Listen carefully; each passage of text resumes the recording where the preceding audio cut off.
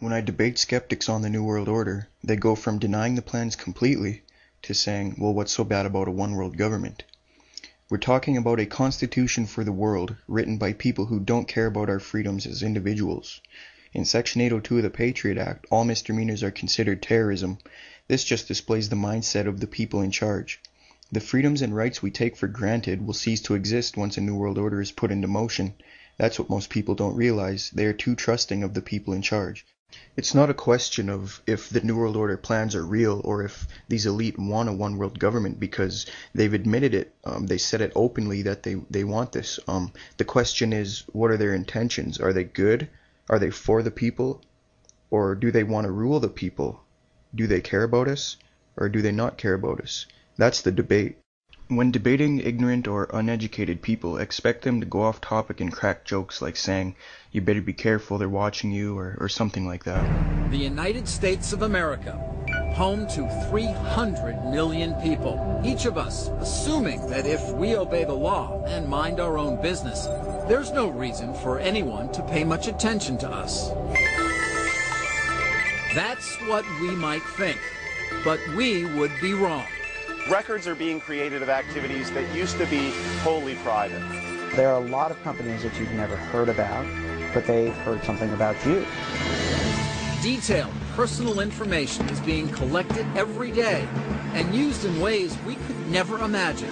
Most Americans are in your database somewhere, right? Also billions of transactions. Internet searches are being recorded. They keep everything. Your political leanings. Did you catch the subliminal message? They're basically trying to say, don't look up what's really going on. Your religious leanings, your medical concerns, your sexual concerns. Driving habits are being monitored. Vehicle speed, engine speed, whether the brakes are on or off.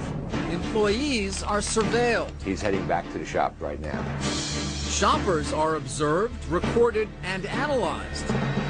That's an alert right there. And personal phone calls? I was under the impression that nobody could steal my cell phone records. As it turns out, I was very, very wrong.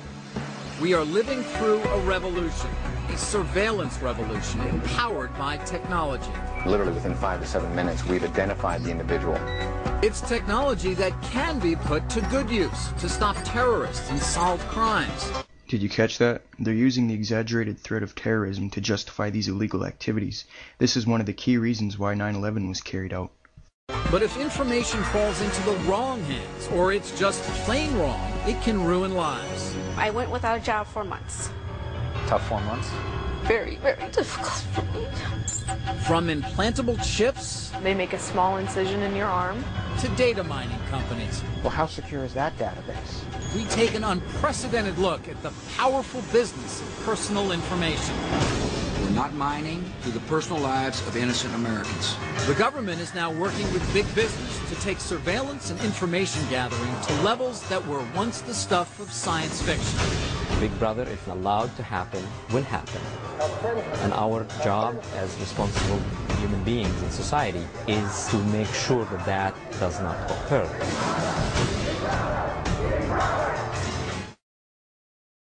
This is video of the World Federalist Association talking about one world government, New World Order back in 1999.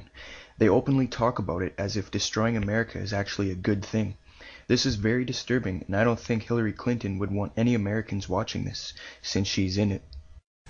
You know that we have come to the point of our really being here this evening, and that is to honor with the Norman Cousins Global Governance Award, Walter Cronkite. We are proud to present to you this amethyst geode, and I hope all of you will take the opportunity at the conclusion of the program to come up and examine it. We're not worrying about anybody carrying it off. It's too heavy for me to lift. But it illustrates a very important lesson. The crystals of a geode are formed within another rock that serves as the foundation for their fragile beauty. The rock provides the structure necessary for the crystals to grow. And in similar fashion, world government is the structure necessary necessary for global justice. You, sir,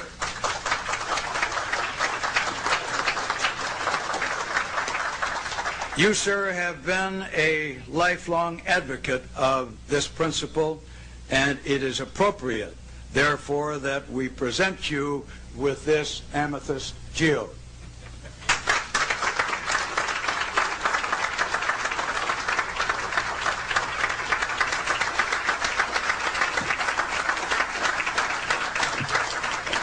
Thank you very much, Mr. President. And there are many of us here who had wished back a couple of decades ago that we had been addressing you as Mr. President in a slightly different environment.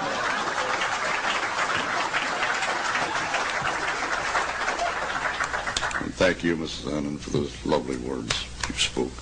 I will treasure them. And I'm greatly honored, quite obviously, by the Norman Cousins Global Governance Award. I'll try to get it right, since I will be referring to it frequently, of course. We would like to bring you a message from the First Lady of the United States, Hillary Rodham Clinton. Good evening and congratulations, Walter, on receiving the World Federalist Association's Global Governance Award. For more than a generation in America, it wasn't the news until Walter Cronkite told us it was the news.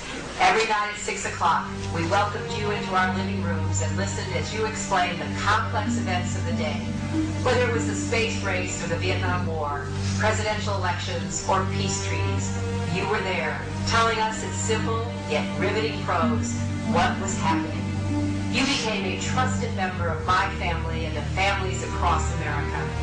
For decades, you've told us the way it is. But tonight, we honor you for fighting for the way it could be.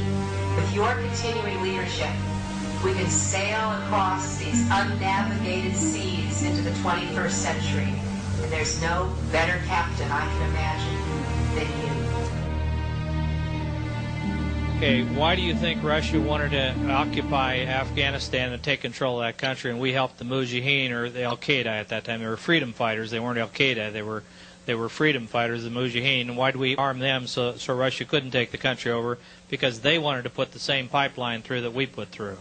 And that was done by Unocal. Karzai used to work for Unocal. He's now the president that we put in place. We're basically putting regimes in place wherever we want to, whenever we want to. Our leadership is going around the world. And this is a plan that's been put in place a long time ago, and George Bush and his administration is doing exactly what he's told to do. It says China-Russia pledged friendship, challenging what they see as the threat of a new global order dominated by the United States. They're talking about they're challenging the new global order dominated by the United States. That's Yang and that's Putin. They're developing the friendship, they're developing the treaties, they're developing the ties. It says here Russia and China have found common ground recently on countering alleged global dominance by the United States. Across the vast expanse of Russia, General Haberger saw the weapons built with America in mind. A Typhoon ballistic submarine, able to take out a continent in less than an hour. This train, with its hidden missiles, capable of launching 30 warheads on the move. As part of what they showed you, they put on a launch drill of a Topo regiment for you, did they Yes. The heart of that mobile system. Yes. To see those doors of those garages open up and to see those missiles come out, I'll tell you, Dan, ran chills up and down my back. Ready to stop, tilt its rockets to the sky, and launch within minutes of receiving an order. Can they hit anything with this missile, this huge thing launched off the back of this truck? Yes. If they chose to, they could hit one of our cities with these things? Once they put the target coordinates in there, yes, sir, they could. But this is something most people assumed that we didn't have to worry about anymore. No Russian missiles are pointed at the children of Minnesota and the United States for the first time since the dawn of the nuclear age. There are no Russian missiles pointing at these children here. When the president told the American people over and over again in the last presidential campaign that the nuclear nightmare was over, In the Cold War, what he didn't say is that there was no way to verify that agreement and that many of the missiles can go right back on their Cold War targets within